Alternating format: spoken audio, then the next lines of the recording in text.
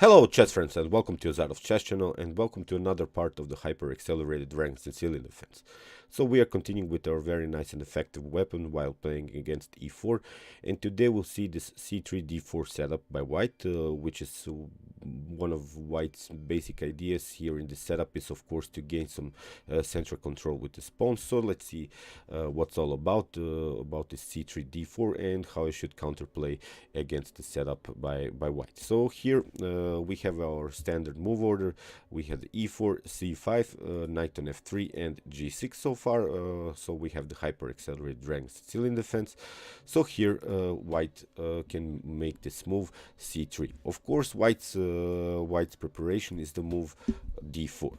And here I don't recommend you ideas like d6, because after d4 you may be forced here to play the move b6, because the threat is of course after d takes c5. If you take recapture with the pawn, then maybe white can trade off the queens on d8, and you are forced then to recapture the queen with your king, and you're not able to castle anymore. So here this setup with the d6, basically you're forced maybe to play the move b6 or maybe to play the move knight from b to d7, and this is also okay, but I don't like the setups when you play maybe knight on d7 and then after that knight on f6, because these two knights would be then aiming each other, and we want to bring our knight on a more healthier square, and that's the square c6. So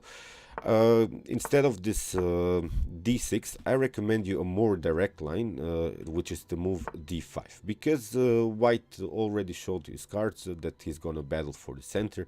So of course here is possible to play immediately for the center, because after e takes d4, e takes d5 and queen takes d5, you see, because white played the move c3, he's not able to put his knight on c3, and if he tries something like c4, then you can simply go back with your queen here on d7, and you see moves as d4, after c takes d4, knight takes on d4, bishop on g7.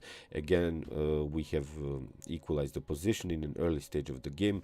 We basically, what we want to do is bring our knight here on c6, and the problem here for white is this c4 pawn. In order to protect it, to fix the pawn, white is forced maybe to play the move b3, but that would really open this very nice diagonal for a bishop, so this could be a problem in long term. So as said, nothing special here so far with the setup, and here in this move, if white tries maybe the move d3, you see that's also not so good, because white is continuing the game with the backward pawn, and we all know this backward pawn is also a weakness in long term, so that's something that white should avoid, of course. And let's see now this main line after c3. Here d5, e takes d5 will be probably played here by white. Then of course we can recapture with our queen, and as said, the queen cannot be kicked away so far, so white can try here the move d4. So we don't want to take this pawn.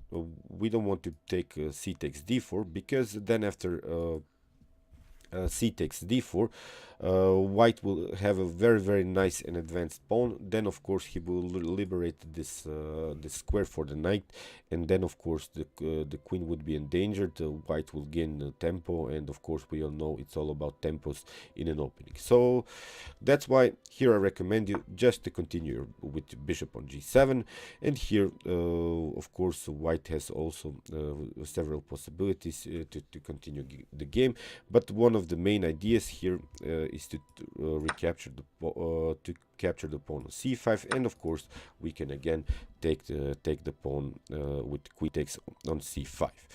So the first instructive game that I wanted to show you, it's a game played by Claudio Popa against Bernd Kohlweier. Bernd Kohlweier, a strong German master, and he used to play also against my father.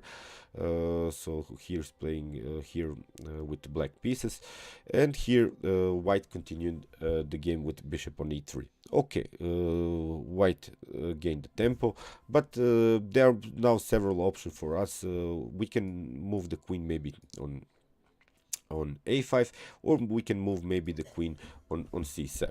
So it's I think both ideas are perfectly fine here. Bernd Kohlweier played queen on a5, we have bishop on c4, knight on f6, casting. So of course we are simply developing here, but I hope you realize you see again this problem with the c3. The knight will never get on this very active square. As said, if you try to push the pawn forward with c4, of course we are opening against this diagonal. So here white developed the knight on d2, but it's really an unnatural square for the knight. You see with bishop on c4, well, white doesn't have another good square for this knight on d2. So of course Bernd Kohlweier simply developed his knight on c6, we have queen on e2, and now queen on c7. h3, preventing maybe some pinning ideas with bishop on g4.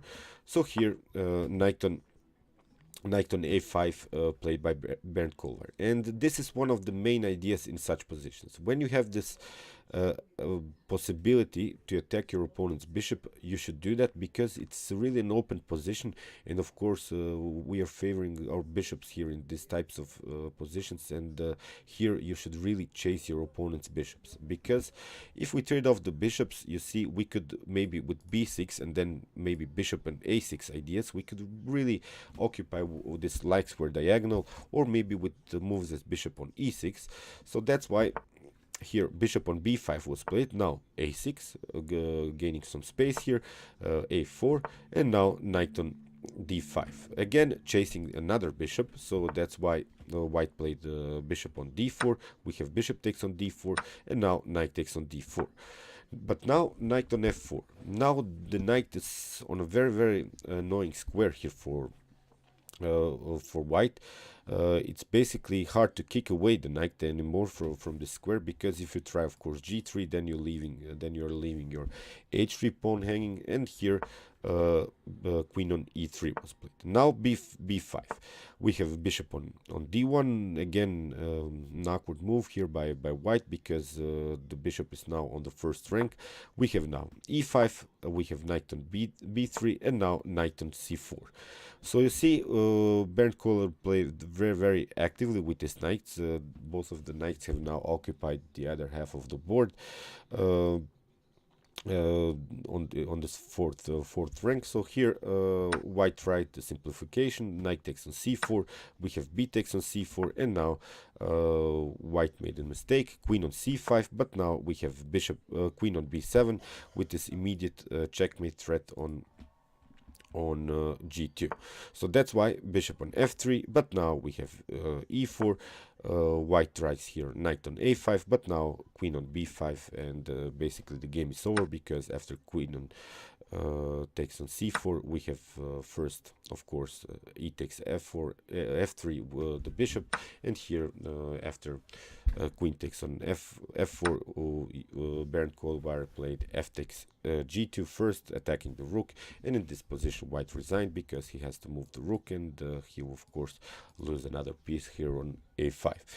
So I really recommend you this d5 move here after c3, because it really breaks white's idea to gain some central control with his pawns.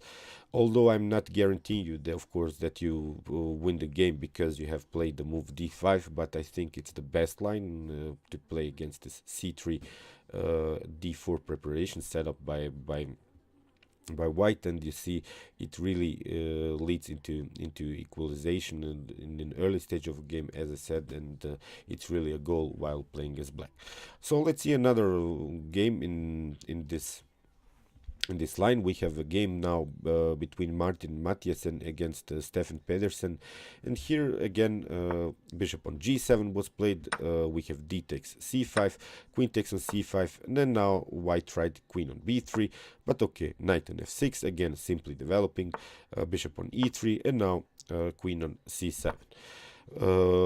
Bishop on c4, castling. We have knight on a3. You see, with the preparation to play the knight on b5, but now knight on c6, knight on b5, and now queen on b8.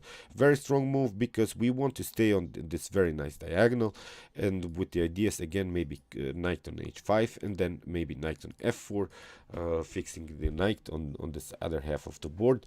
Although white did the same, he placed the knight on our side of the board. Well, the knight can always be kicked away with moves as a6. Here, after bishop on e2, knight on g4 was played, again with the same idea to chase the bishops here. So here, bishop on d2 was played, and now a6. We have knight on a3, queen on c7 now, and now knight on c4 was played, but now b5, and again a tempo on the knight. Knight on e3 was played, bishop on e6 with a tempo on the queen, queen on c2, and you see this is now perfect position here for black. Black managed to develop very fast here. White still has to castle, and you see the c3 is again a problem, because we have now discovered the attack of the queens here. So here knight on e3 was played, bishop on e3, and now of course knight on b4. The queen has to move, queen on e4 was played, but now bishop on c3. Very nice tactical shot here. King has to move.